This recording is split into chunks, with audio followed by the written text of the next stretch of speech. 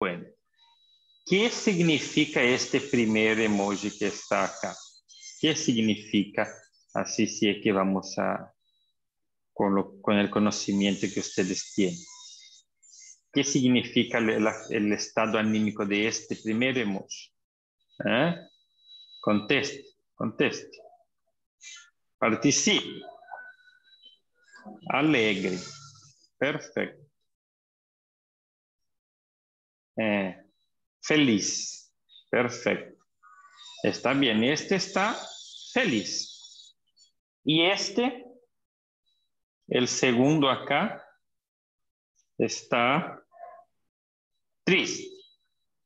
Perfecto. Está triste.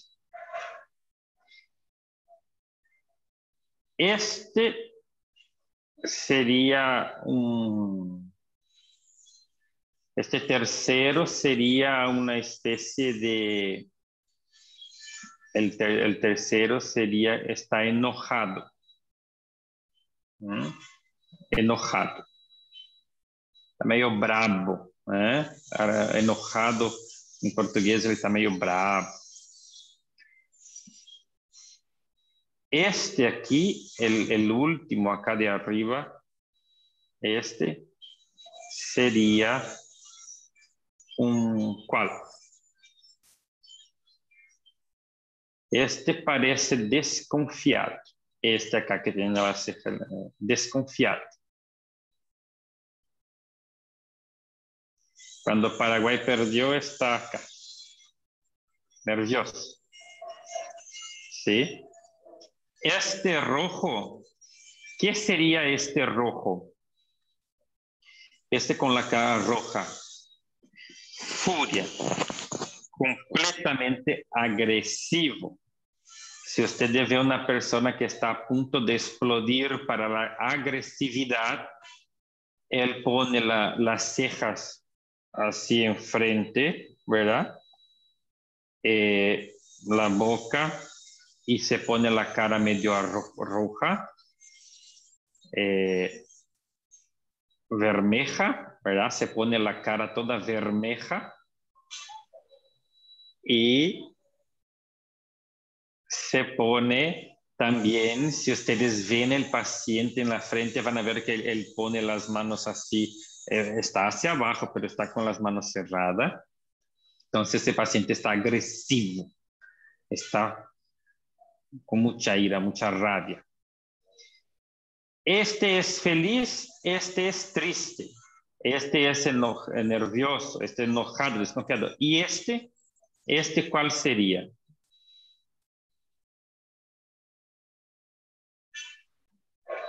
Confundido. ¿Cómo?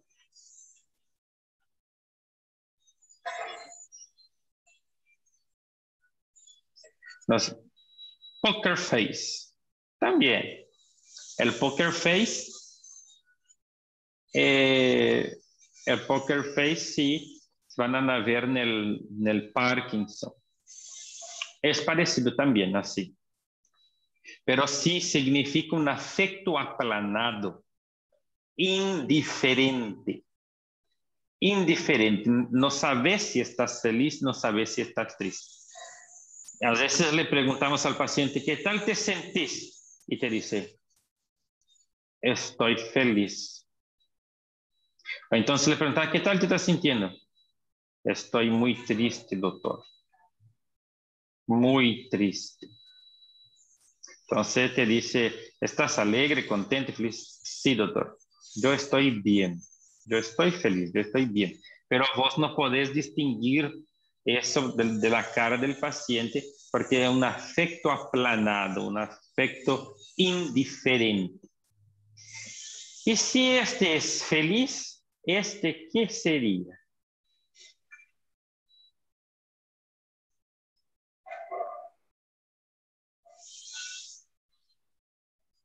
Este es feliz y este ¿qué sería? Sería más que felicidad.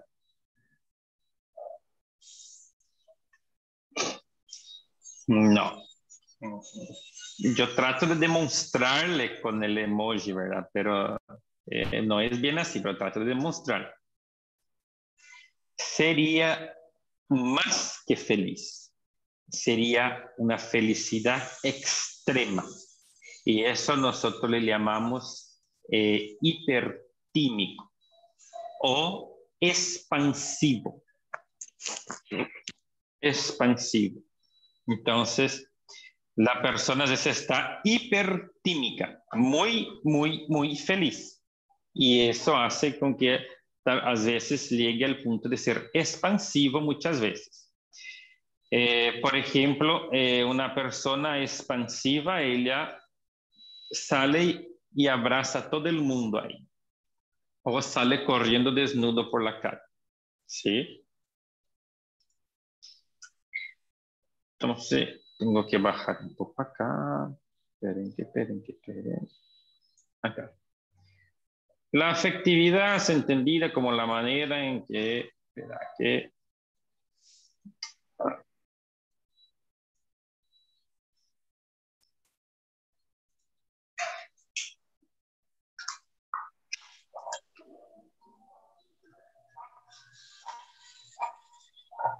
un minuto.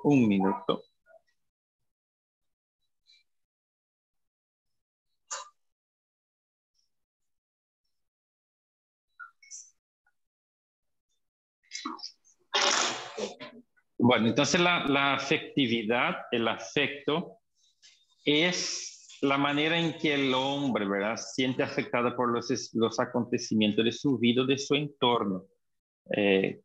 Lo que está pasando a tu alrededor afecta a nosotros la parte emocional. Cada hombre diferente, dependiendo de su interés específico por tal situación, que a su vez mueve una acción, dependiendo de cómo se siente, se comporta.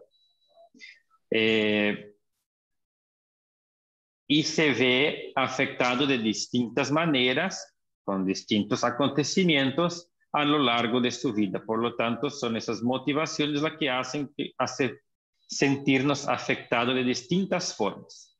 Y nuestras motivaciones también. Nuestro afecto influye sobre nuestras motivaciones.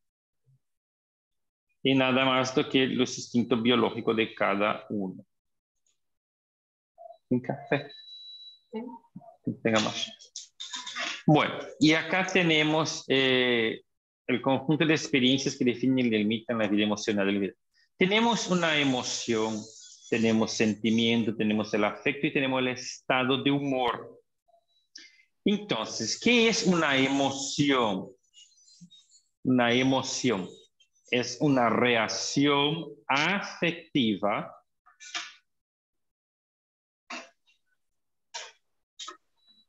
Yo creo que asistencia sí está disponible. No sé.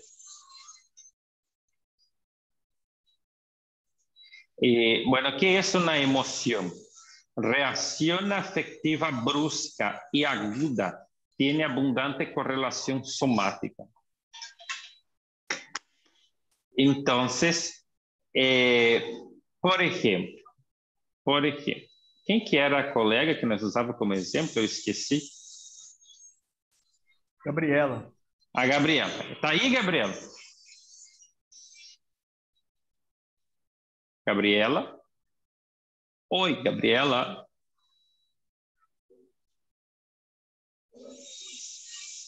Gabriela, está vendo o filme? Não está. Perfeito. E quem que respondeu não está? Kelly?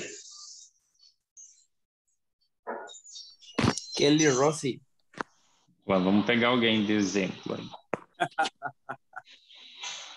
Bom, onde é que nós estávamos? Eu passei. Aqui.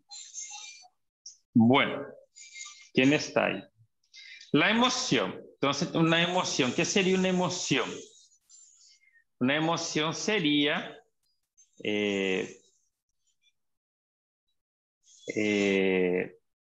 por ejemplo, no consigo ver el nombre de ustedes acá. Me aparecen otras cosas. Paulo está ahí. Después Tienes que colocar en participantes. Ah. No, pero en el chat estoy viendo. Jamuy. No sé quién es Jamuy. JP Jamuy. Ese es João Paulo. São Paulo. ¿Y vos cómo te llamas? Yo me llamo Martín Giardino. Martín Medina. Martín. ¿Tiene novia Martín o novio? ¿No? Vivo con mi pareja hace un buen tiempo. Un buen tiempo. Perfecto. Tenés pareja entonces. Está bien. Sí, Dale. Entonces, estás tranquilo hoy, pero llega tu pareja y te dice, bueno, Martín, acá terminamos. Hasta acá lleguemos y chao. Entonces, y te dice hoy de la nada, después de la clase de psiquiatría. Entonces, ¿qué va a pasar? Vas a empezar a llorar, vas a empezar a ponerse rojo, a tener taquicardia y ponerse desesperado. Entonces, eso es una emoción, una reacción afectiva, ¿sí? Una reacción afectiva brusca, aguda y abundante correlación somática. Entonces Martín dice, no, por favor, no se vaya, te quiero, cariño. Y empiezas a llorar, ponerse taquicárdico, sudoroso. Eso es una emoción. Pero bueno, después tenemos sentimiento. Y sentimiento ya no es una emoción. Sentimiento es un estado anímico más difuso, experimentado de forma progresiva, más duradero y sin síntomas somáticos. Por ejemplo, Martín decir que le ama a su mamá, ¿verdad? Le ama a su mamá. Es un sentimiento. No hace falta llorar al decir que ama a tu mamá, no hace falta ponerse taquicárdico, no hay síntomas somáticos. Es algo más difuso.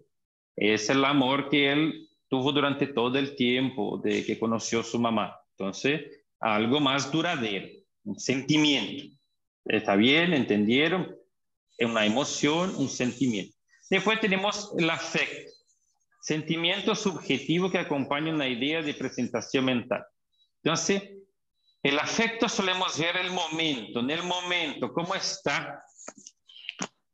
Martín es el más carismático. Perfecto.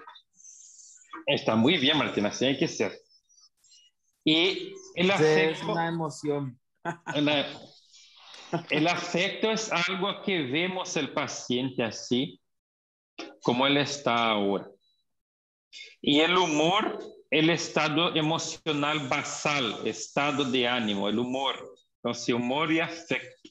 A veces están congruentes, a veces no están congruentes, afecto con humor. Por ejemplo, el humor es el clima y el afecto es el tiempo. Entonces, el clima acá es cálido, pero el tiempo hoy está lluvioso. ¿Entienden? El humor y afecto.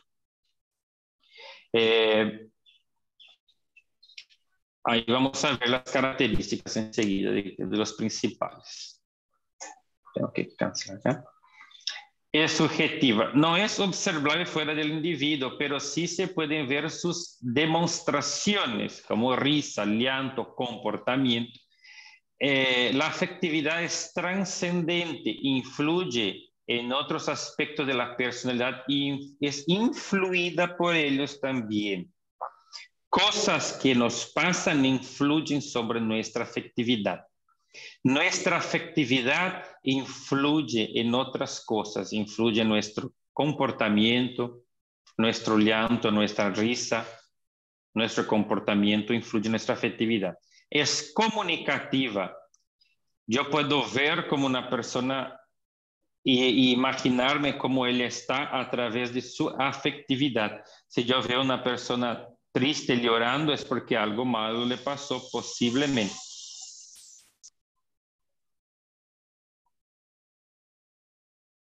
¿Entienden? Y acá tenemos los principales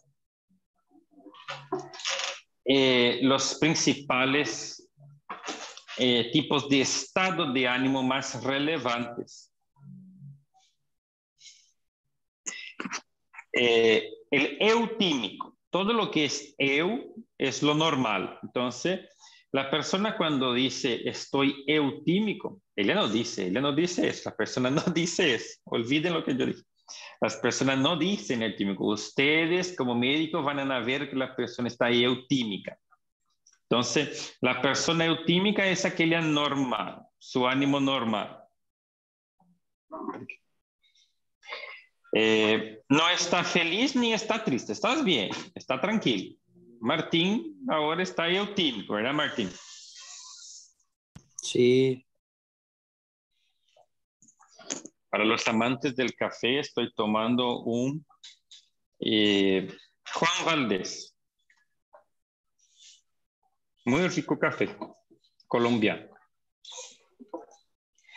Después tenemos el deprimido o hipotímico. Entonces puede ser deprimido o hipotímico. Entonces, cuando la persona está con un estado de ánimo bajo, como la tristeza, pero claro que influye otras cosas también, ¿verdad? Para decir que está hipotímico. Está la mirada hacia abajo, está decaído o está en llanto. Ves la persona y está mal. Entonces, está todo hacia abajo, es deprimido, un estado de ánimo deprimido o hipotímico. Después está el disfórico, estado de ánimo desagradable con predominio de sensación de malestar. La persona está disfórica.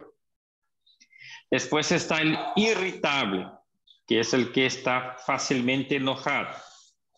Elevado o hipertímico.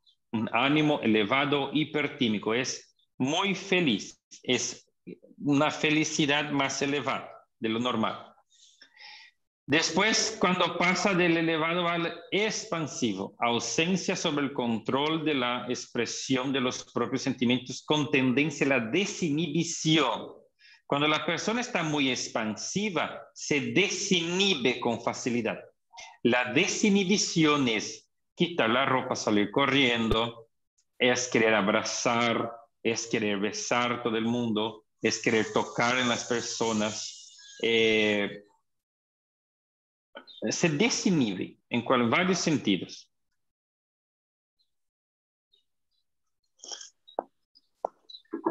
Acá cita un poco de lo que es tristeza patológica que vamos a dar después dentro de depresión. La persona que está triste no necesariamente está con depresión, ¿verdad? Pero lo que sí, que cuando una tristeza es patológica, una persona puede estar triste hoy por algún acontecimiento que pasó hoy. Eso no es depresión, tampoco es tristeza patológica. Cuando es una tristeza patológica, tiene que ver la duración y la intensidad en el transcurso del tiempo. Varios días triste o extremadamente triste, ahí sí es patológico. Va sumado con desánimo, va sumado con desesperanza, va sumado con tendencia al llanto, sin interés al entorno, anedonia, falta de energía. La atención que ya dimos está escasa, solamente concentrada en su aflicción y la psicomotricidad disminuida o inquieta.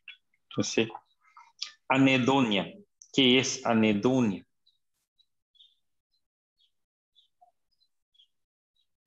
¿Alguien sabe lo que es anedonia? Não sei. Eu sei. Que dá um cheirinho. É, faz o seu aí para nós fumar. Depois, esse aqui, ó. Não? Só para nós fumar. Não tiene que hacer. Graças a Deus. Nossa, eu achei que tava filmando. Deu um medo, irmão. Você usa essa aí da aula? Psiquiatría. Bueno, entonces tristeza patológica, cuando va más allá de solamente estar triste, también viene alteración del pensamiento, viene alteración del habla, del discurso y del comportamiento social. El pensamiento está con ideas negativas, de desesperanza, ideación suicida. Eso vamos a ver dentro de depresión. El discurso está parco, breve, la persona habla de muy bajo, muy lento. El comportamiento social se aísla, menos comunicativo, poco tolerante. Después tenemos también la alegría patológica, porque no es bueno estar triste, pero tampoco es bueno estar demasiado alegre. Estado de euforia, hiperactividad desproporcional, cualitativa y cuantitativamente, plenitud de energía y de capacidad. Plenitud de energía, vamos a ver eso dentro de bipolaridad, vamos a ver plenitud de energía dentro del paciente bipolar. El paciente bipolar puede dormir 3 horas por noche y estar 100% prendido para el día siguiente. Duerme 3 horitas y está a 1000 por hora todo el día. Es una plenitud de energía. Autoestima muy elevada, tendencia a la ira, la atención viva o tal vez fugaz. Entonces, cuando el paciente está con mucha alegría, demasiada alegría, el pensamiento también se acelera al punto de quedar en fuga de ideas. Fuga de ideas es cuando salta de un tema a otro y al final no se concentra bien en nada.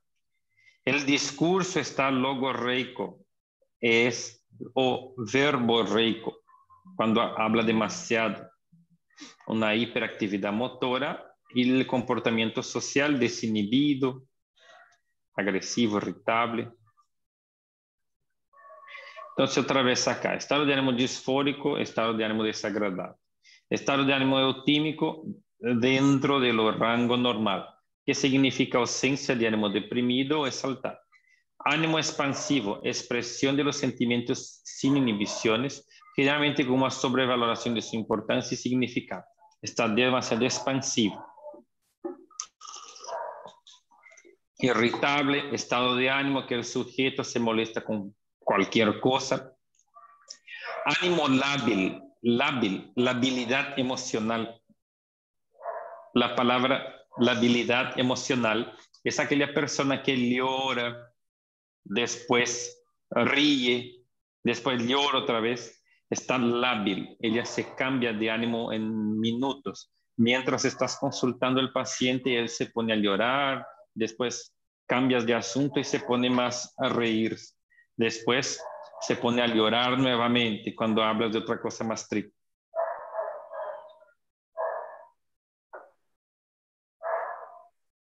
Está desculpado, Paulo. Euforia, animação. Euforia, intensa exaltación de sentimiento de grandeza. Van a ver el paciente bipolar tiene sentimientos de grandeza muchas veces, ¿sí?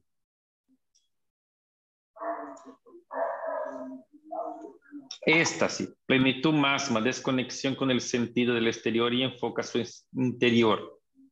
Una sensación de éxtasis, un estado de ánimo éxtasis. Depresión, sentimiento psicopatológico de tristeza, pero que después puede ser también una enfermedad. Anedonia, pérdida del interés en las actividades placenteras habituales. Entonces, vamos a ver que el paciente con depresión puede estar anedónico. La anedonia es pérdida del interés de las actividades placenteras habituales. Entonces, esa persona que le encantaba ir de compra al shopping ya no quiere ir más. Le gustaba viajar, ya no quiere más. No disfruta de nada bueno, no disfruta de relaciones sexuales, no disfruta de ir en un restaurante, comer una comida rica. Todo lo que le daba placer, ahora no le da más placer. Eso es anedonia. Duelo y luto. Tristeza por una pérdida real. Cuando decimos que una persona está en duelo o luto, es una tristeza por una pérdida real, ¿sí? Cuando pierde algún conocido, familiar o ente querido, ¿sí? Entonces entra en duelo. Entonces, si perdiste la suegra, no vas a decir que está en duelo, es tristeza. Entonces, Tenemos también alexitimia. Alexitimia vamos a ver en esos pacientes de edad avanzada que le Doctor, preguntas, dígame. una pregunta. ¿Hasta Diga. cuánto tiempo prevalece el luto? Es Normalmente. variado. El duelo es variado. El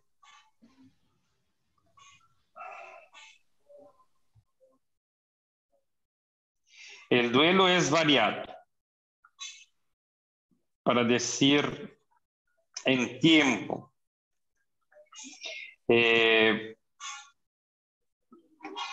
Depende también de quién ha fallecido, ¿verdad?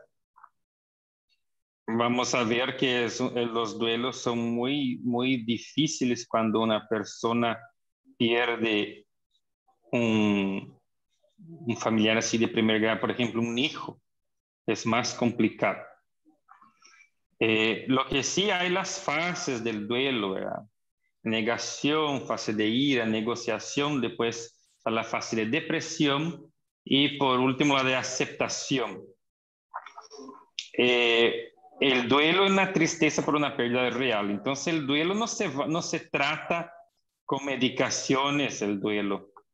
Pero sí después, si el duelo, después del duelo, el paciente empieza a tener síntomas depresivos, significa que el duelo o luto está se transformando en una depresión.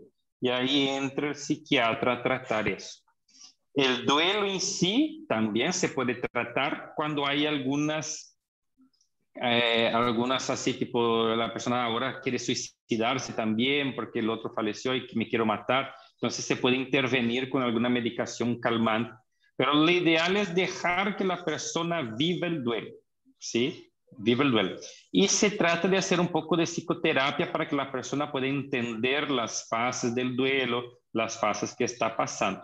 Pero así en días, es difícil decir en días, el duelo dura 30 días, el duelo dura 40 días. Es un poco difícil porque es muy variado y también depende mucho de lo cuán próximo era de la persona que ha fallecido. Gracias, doctor. En el duelo, a veces es importante darle una medicación, por ejemplo, para que la persona duerma un poquito mejor, que se tranquilice un poco, pero no dopar demasiado la persona para que ella no haga el duelo. En el momento del velorio tiene que vivir eso, tiene que llorar, tiene que participar del velorio. No hay que esconder la persona de eso porque eso es peor.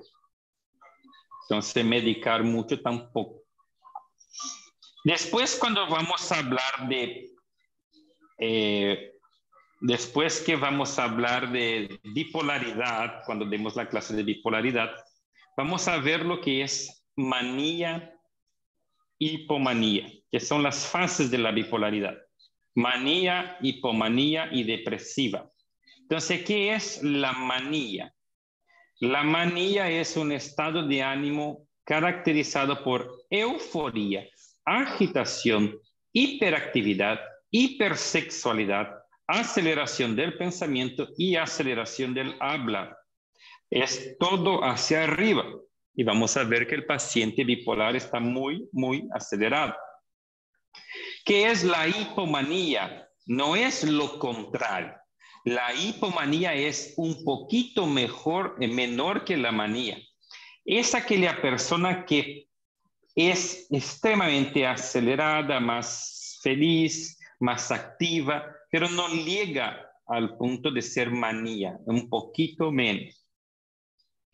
Después la melancolía, que es un fondo de pozo. La melancolía es el fondo del pozo.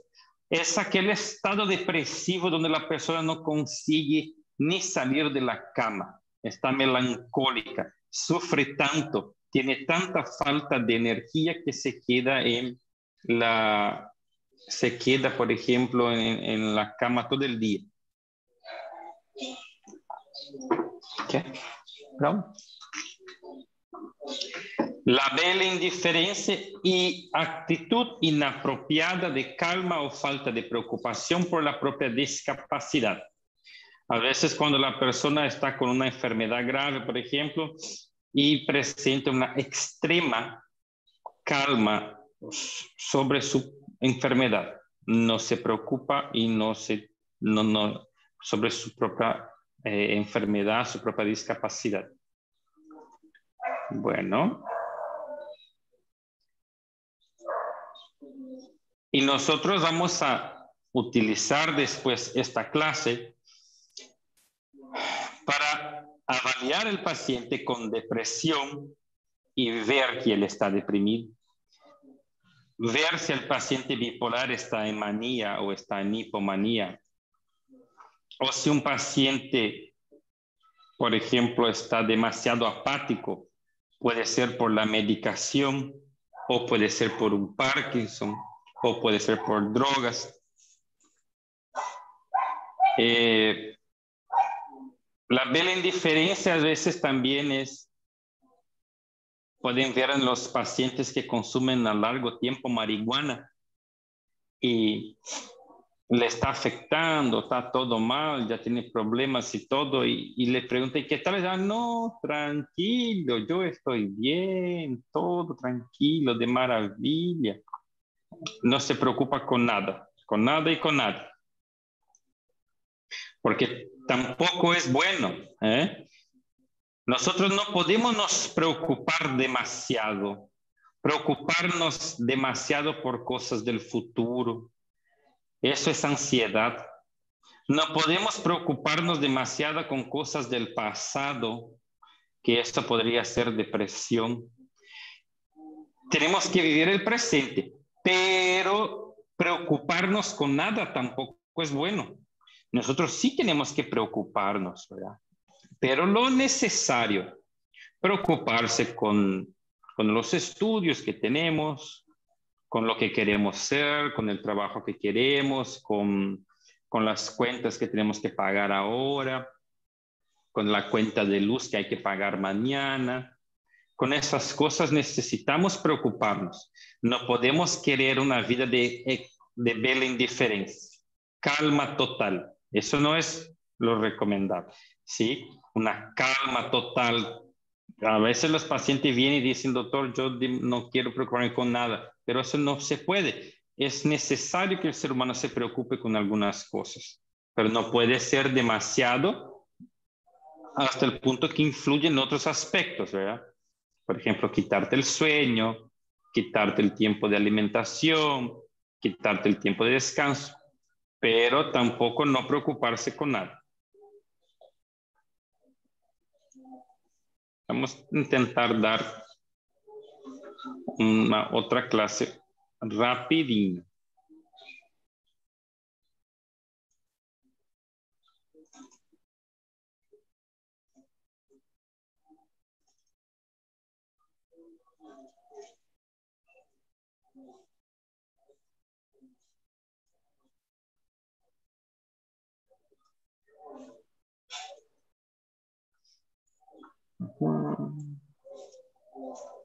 Bueno, vamos a hablar rápido de lo que sería psicomotricidad y ahí la próxima clase ya despejamos el pensamiento y terminamos psicopatología. Entonces, psicopatología de la psicomotricidad, que es importante en psiquiatría. Un ratito.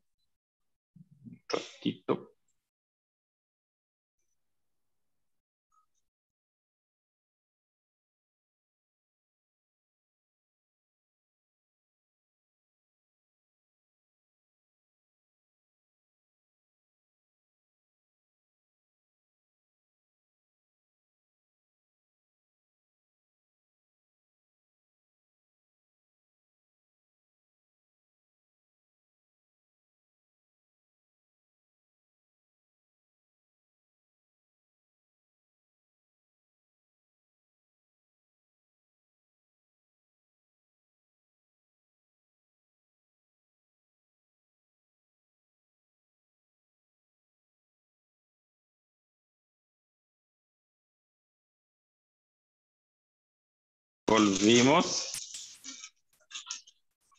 Entonces, psicopatología de la psicomotricidad. ¿Cómo está la psicomotricidad de este paciente que vamos a avaliar? Porque después vamos a ver muchas alteraciones. El depresivo, el bipolar, el esquizofrénico, el con Parkinson, el paciente que está tomando una medicación y tiene alteración de la psicomotricidad. ¿Por qué? Porque la medicación de psiquiatría afecta mucho la motricidad del paciente.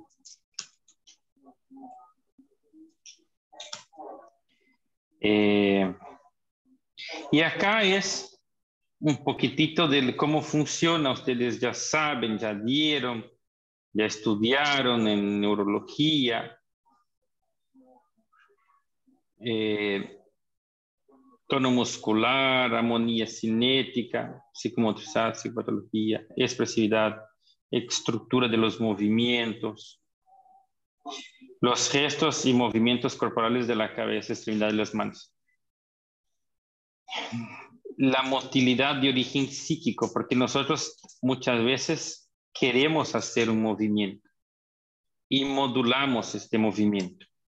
Entonces tenemos un estímulo ambiental, la necesidad biológica, la motivación, la voluntad y el acto voluntario. Entonces sigue este trayecto hasta el acto voluntario, que es el movimiento propiamente dicho. Hay un estímulo, una necesidad de movimentarse, la motivación, la voluntad y el acto. En todo eso también pasa por un filtro. Y el filtro está acá, en el deseo de realizar el movimiento y filtrar. Estrategia en el área premotora. Ganglios de la base filtra la planificación de los movimientos. Los ganglios basales coordinan un poco el movimiento. Vamos a ver que el paciente que consume alguna medicación, la medicación debería ir al cerebro para actuar, por ejemplo, en las voces que el paciente está escuchando. Pero no, también afecta a otras áreas. ¿Por qué? Porque no hay un medicamento que va en una sola zona. El medicamento entra dentro del cerebro del paciente.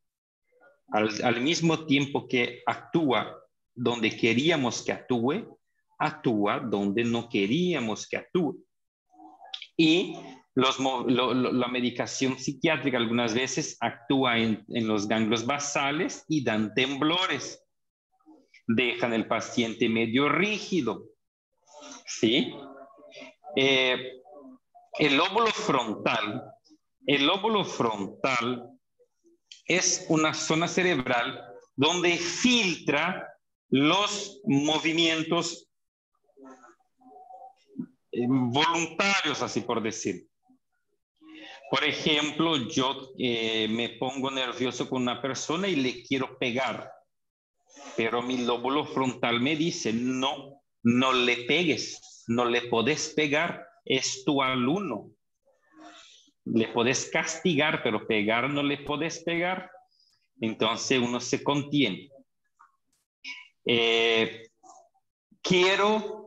Por ejemplo, estoy en una sala de aula, estoy en el sala de aula y quiero urinar, quiero hacer pipí dentro de la sala de aula, pero viene mi lóbulo frontal y me dice, no, acá no se puede, acá es la sala de aula, andate al baño, para eso está el baño. Entonces, el lóbulo frontal filtra muchos movimientos nuestros, ¿sí? Entonces, personas que lesionan el lóbulo frontal, muchas veces son personas que tienen alteraciones conductuales. Por alteración del lóbulo frontal, altera la conducta del individuo. A veces se pone más agresivo, más explosivo, reacciona de forma mal a algunas cosas. Puede hacer cosas, por ejemplo, urinar en un lugar donde no debería urinar, o tirar algo en un lugar donde no debería tirar. ciertas conductas. Algunas conductas desinhibidas también, muchas veces. Y nosotros vamos a ver después, cuando damos la clase de demencia, que tenemos varios tipos de demencia. Tenemos la demencia de Alzheimer, que es donde el paciente se olvida las cosas. Tenemos la demencia por cuerpo de Lewis. Tenemos la demencia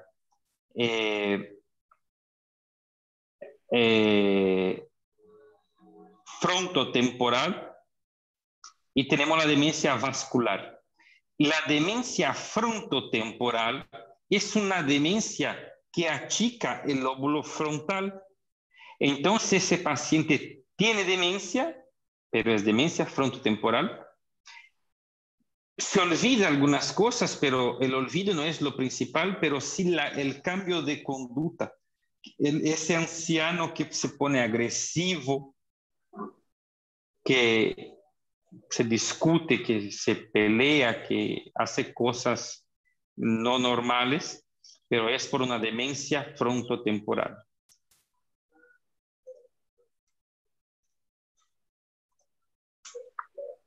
Entonces tenemos una iniciativa, un desarrollo, una expresión y el movimiento. Mira, por ejemplo, Parkinson tiene una alteración de los movimientos. ¿Qué serían las alteraciones del Parkinson? Rigidez, bradignesia, temblores.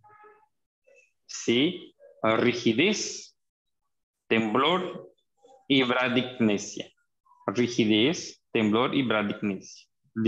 Lentitud para la iniciativa de movimientos. El esquizofrénico puede ponerse o agitado o catatónico. Catatónico es cuando no se mueve. Catatonía, está acostado sin moverse. Todo el tiempo, todos los días, en una extrema catatonía. Manía, demasiado aceleramiento y agitación. Después hay el paciente con depresión, que es el lentecimiento. Entra por el consultorio bien lentamente. Cuando le saludas con el comprimento de mano, él aprieta tu mano de forma muy leve, no es firme. La cara del paciente con depresión es muy llamativa.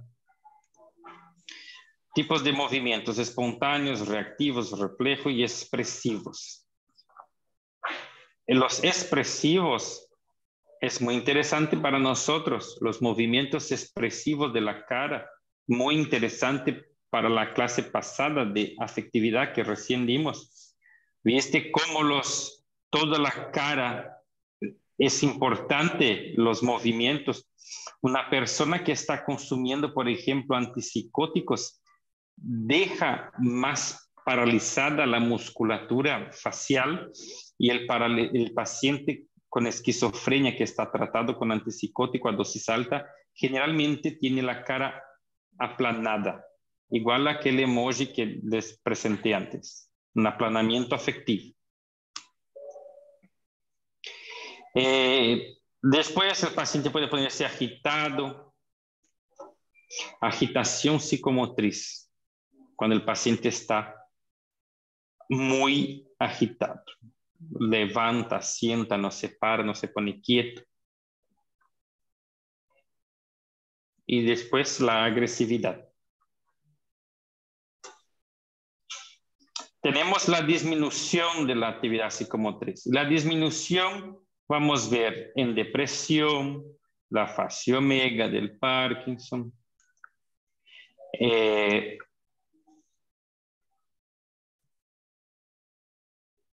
Un paciente con intoxicación o con un trastorno neurológico, encefalitis, Parkinson, tumor cerebral. Entonces el paciente está con una psicomotricidad completamente disminuida. Y la depresión, un ejemplo de los trastornos mentales. Miren acá. Ustedes ven este señor y se dan cuenta por la fase de ese señor que él es una persona que está triste. ¿Sí? Por su cara se dan cuenta que una cara, debido a la expresión muscular, toda la expresión facial de este paciente, la ceja, todo, la comisura labial, es una cara de tristeza. Tenemos mutismo. Mutismo es cuando el paciente no habla contigo. No habla. Mutista.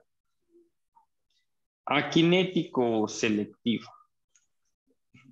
Por ejemplo, selectivo los niños asociado a la timidez. O por un cuadro psicótico también. Que el paciente está escuchando una voz que dice no hable con nadie. Entonces él no habla con nadie. Eso pasa. Negativismo. Tenemos el paciente negativista, el activo y el pasivo. Pero el negativista, vos le dices para que se siente y él no se sienta. Pedís que te haga algo, no te hace. Entra y se pone así. Abrí los ojos y él no te abre los ojos. El paciente está negativista. Eso tiene que poner en la historia clínica cuando estás haciendo una evaluación del paciente, pone paciente negativista. No realiza ninguna función que se le ordena o se le pide. Puede ser por un cuadro psicótico, ¿sí? Si usted, una persona normal entra y yo digo, hola, ¿cómo estás? Siéntese, por favor. Y él te dice, no, yo no me voy a sentar. Y se pone contra la pared. Bueno, esa persona no está bien. Algo le está pasando.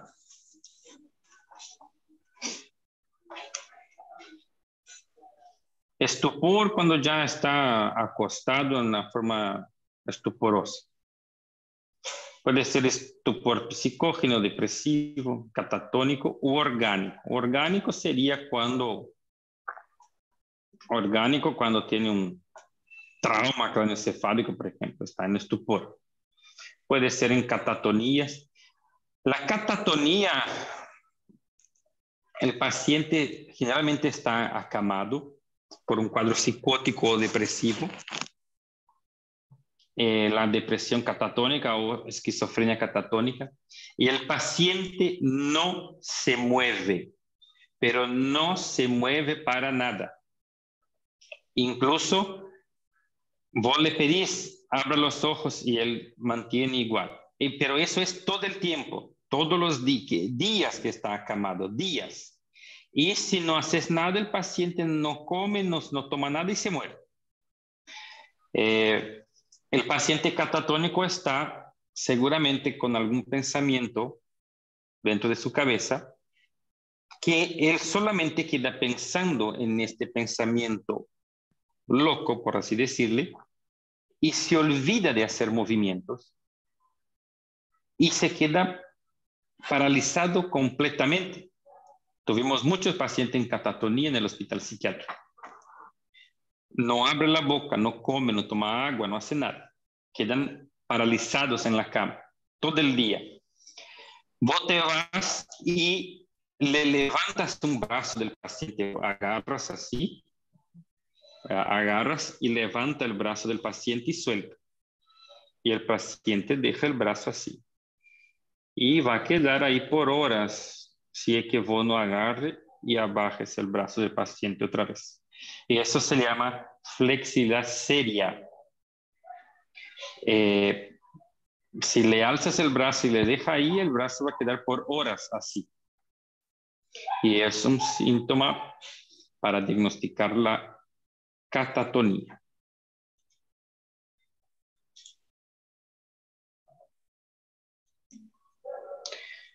Otros trastornos del movimiento, apraxia, verbal o escrita, dificultad para realizar actividades que requieren cierto nivel de complejidad psicomotora.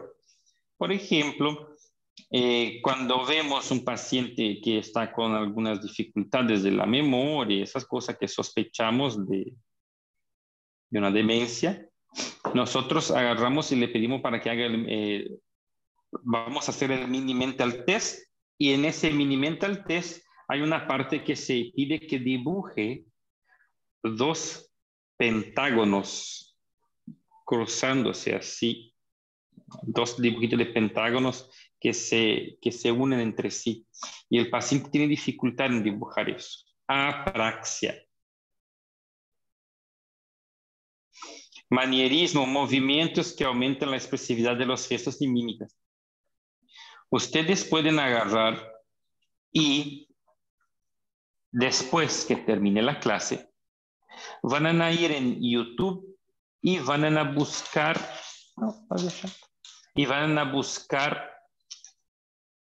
esto en YouTube. Van a poner ahí manierismo y van a buscar ver si hay algo ahí en YouTube. Yo sé que hay, he visto ya, para que ustedes puedan ver cómo es. Porque esas cosas no es todos los días que van a ver en el consultorio, muy poco. En el hospital psiquiátrico sí, tal vez se iba a ver más. Pero manierismo, tal vez un paciente que queda haciendo así. Todo el así. Está haciendo así. Estereotipias. Repetición continua y necesaria de movimientos y gestos a diferencia de los tics. Son organizados y generalmente completos. Estereotipos simples y complejos. Movimiento llamativo de manos y brazos. También son movimientos raros que el paciente está haciendo. Por ejemplo, así como le dije, podría ser un estereotipo también. El paciente quedar parado haciendo así. Ecopraxia, imitación de movimientos y gestos de la persona que el paciente estaba observando. Cuando el paciente repite el mismo movimiento que vio a alguien hacer, se llama ecopraxia. Acaticia. Este sí es interesante, porque eso se ve bastante, no, pero se ve. Cuando... ¿Tiene otro nombre aparte de manierismo? No, otro nombre no conozco. Estoy buscando y me sale un estilo de arte español. Manierismo, y tal vez sea, pero no, manierismo, movimientos, algo así. Es muy peculiar, yo nunca he visto así, se describe, ¿verdad? Pero no he visto así continuamente. Ahora la acaticia sí. ¿Por qué? Porque cuando empieza, la acaticia es un efecto colateral de la medicación psiquiátrica, un antipsicótico o carbonato de litio. Puede darse con antipsicótico como puede darse con carbonato de litio. Es un efecto colateral de la medicación. Es una sensación dentro del paciente, una sensación de extrema inquietud interna que obliga a que el paciente se ponga en movimiento. Entonces el paciente se levanta, se sienta, se levanta, se sienta, se levanta, se sienta, camina, va, se pone por la pared, se sienta. El paciente entra en tu consultorio desesperado. Vos le dices, sentate, señor, en esa silla. Y él se sienta, pero se levanta, se sienta, se levanta, mueve los pies, queda moviendo los pies así todo el tiempo. Es una sensación de inquietud. Y él te dice, doctor, vos le decís, ¿verdad? Señor, no te muevas, trata de ponerse quieto. Y él te dice, doctor, yo no consigo parar de moverme. Esto se llama acaticia. Entonces, es muy importante ver estos movimientos en el paciente y describir en la historia clínica. Después tenemos también los temblores, que es muy importante describir los temblores postural o de reposo o intencional. Después, por ejemplo, temblor en reposo muy frecuente del paciente con Parkinson, ¿verdad? ¿Cómo es el temblor del paciente con Parkinson? Es un temblor no tan rápido, es más lento, de 4 a 6 movimientos, ¿verdad? Por segundo. y generalmente de un miembro o de un hemicuerpo.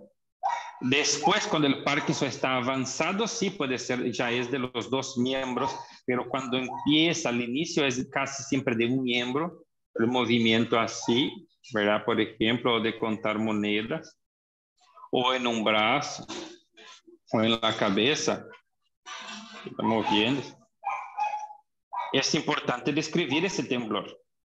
Pero si el paciente presenta un temblor, por ejemplo, en ambas manos, vas a decir para que ponga las manos así. Y si él tiembla bien finito así, bien finito y rápido, eso ya puede ser un temblor esencial o puede ser un temblor por la medicación. Por ejemplo, el litio. El litio suele dar un temblor fino, pero que ese temblor puede ser molestoso. Puede hacer con que una persona no pueda pintar, por ejemplo. Entonces,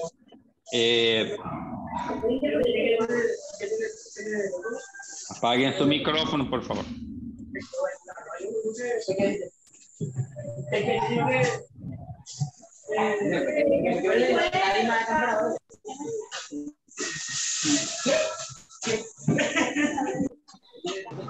Manu, tu micrófono.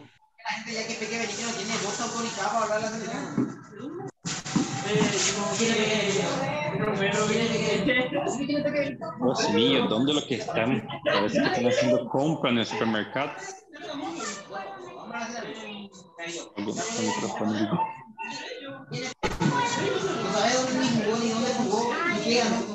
Sí. A ver acá, ¿dónde yo pongo para bloquear el micrófono de la persona? Había una parte. Ahí, se apagó. Pronto, listo. No, ¿dónde era que se apaga el micrófono de los...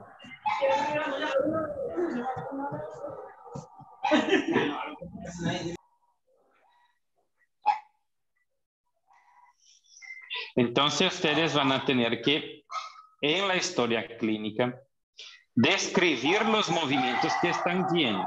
Por ejemplo, paciente ingresa con disminución de la psicomotricidad. Significa que él está lento, Fase hipotímica. Paciente presenta agitación psicomotriz.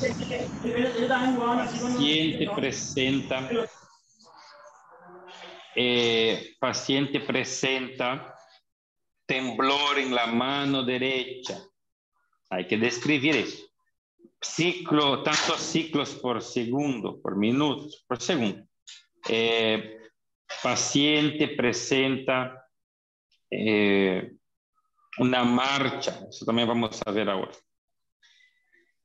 Por ejemplo, parkinsonismo. Tenemos parkinsonismo de la enfermedad de Parkinson y también tenemos parkinsonismo de medicación psiquiátrica.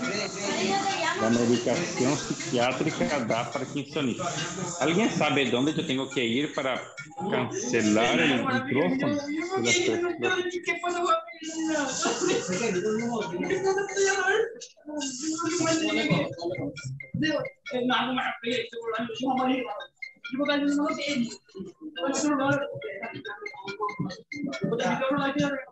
Hay una parte donde apaga el micrófono de todo el mundo. Yo no sé.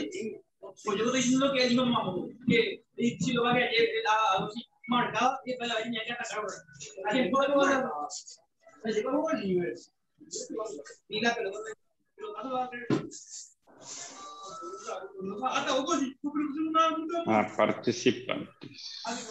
No. ¿Cómo vamos todos para ¿Cómo vamos?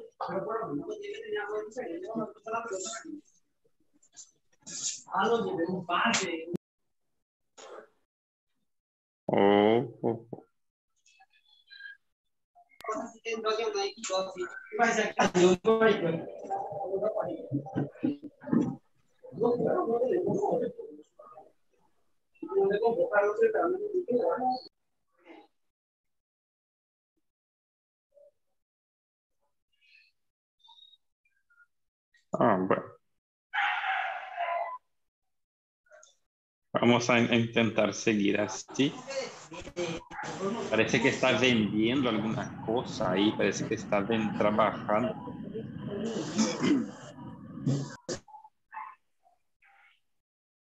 ¿Quién es el que está con el micrófono prendido?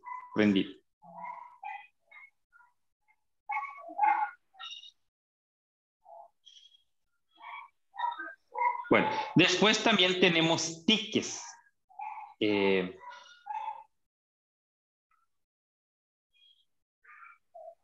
Desde quem era o aluno que estava?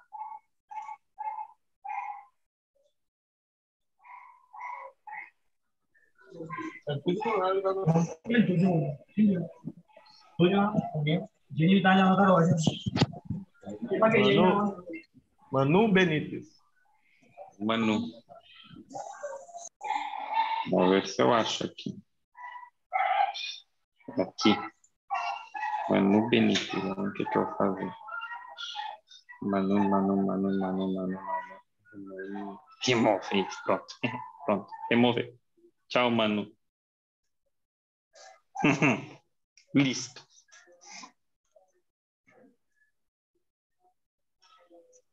Aqui ainda tenho para reportar. Olha aqui, reporte. Por que eu estou...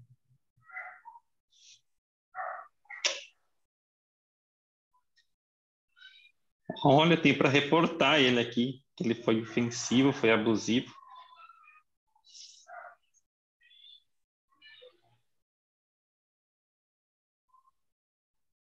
Não vou reportar. Perfeito. Então, temos que também descrever tickets. Isso é mais de neurologia, ¿verdad? Eu tinha um paciente uma vez que atendi, e ele tinha um tic que era mover a língua assim. Não sei se me escuchan assim. E o paciente quedava haciendo assim todo o tempo e não conseguia parar de hacer. É uma espécie de tic.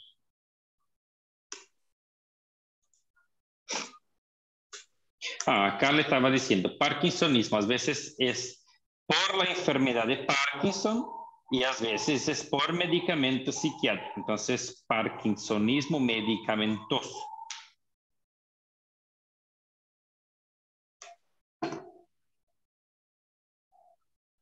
Espasmos, disquinesias agudas y tardías, cierre de contracciones del músculo mono bilateral de las extremidades superiores por la espalda, tardía, cierre de movimientos involuntarios y raros de la lengua, boca y cara, disquinesia. Entonces, la disquinesia, cuando empiezas a tratar a un paciente con una medicación, puede hacer una disquinesia aguda o una distonía aguda, que es medio parecido. Pero después está la disquinesia tardía, que vamos a ver en esos pacientes allá en el hospital psiquiátrico, que son pacientes que están tomando medicación antipsicótica por muchos años. Pacientes que tienen a veces 10 años de tratamiento, hacen disquinesias tardías, que son movimientos raros de la cara. Por ejemplo, tengo paciente que queda haciendo así, tipo que estuviera soplando. Y queda haciendo este movimiento todo el tiempo. No para. Desde que se despierta hasta que se va a dormir, él queda haciendo ese movimiento. O entonces con la lengua, haciendo así todo el tiempo. O a veces de la ceja, así. Sí, ¿verdad? Entonces es por la medicación a larga data. Movimientos raros de la lengua, boca o cara. Distonía, contracción tónica involuntaria de un grupo muscular que provoca una postura anómala sostenida. A veces la medicación da una contracción de un músculo, por ejemplo, del cuello, y hace con que el paciente se ponga así. ¿verdad? O del músculo de la espalda y se contorce el paciente. Correa. La correa es algo bien complicado, se ve en neurología. Es un movimiento que el paciente hace sin parar. Es terrible. La correa es una enfermedad terrible. El paciente queda haciendo unos movimientos muy raros, así del cuerpo, así unas sacudidas fuertes, y él no para de hacer, solo para cuando se duerme. Y increíble es cómo es difícil tratar. Atetosis, movimientos lentos, retorcidos. Eso son algo neurológico. Balismo, mioclonías, también son movimientos neurológicos. Entonces, lo que a nosotros nos importa mucho, la parte facial, temblor, la marcha lenta, agitada.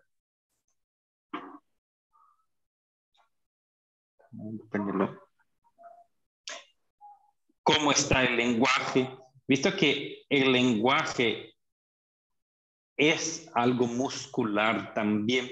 Entonces, cómo el paciente está hablando es importante, porque si el paciente está hablando con la lengua presa, puede ser que él está muy medicado y ahí habla con la lengua dura, con la lengua muy dura, así.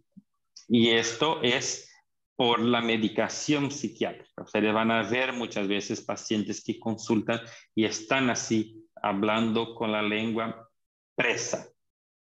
Entonces tenemos que ver eso, la expresión facial, los ojos, reacción a órdenes, si es rápida, si es lenta, reacciones musculares, respuesta emocional, el lenguaje, la escritura, ¿sí? Todo para avaliar la parte de la psicomotricidad. Bueno, esto es todo por hoy. Eso es todo por hoy. Y la próxima clase vamos a... ¿qué pasó acá?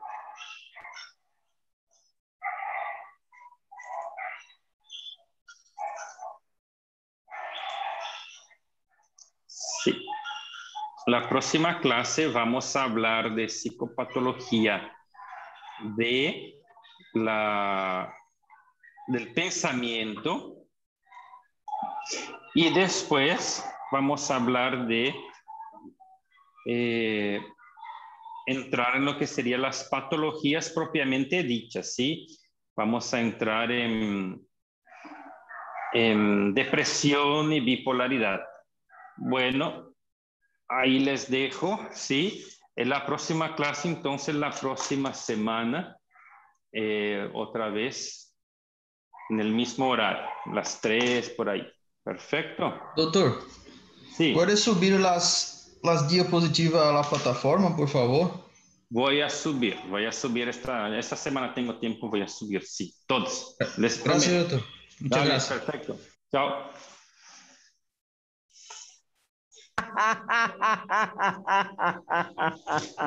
Ah, Ninguém viu, doutor.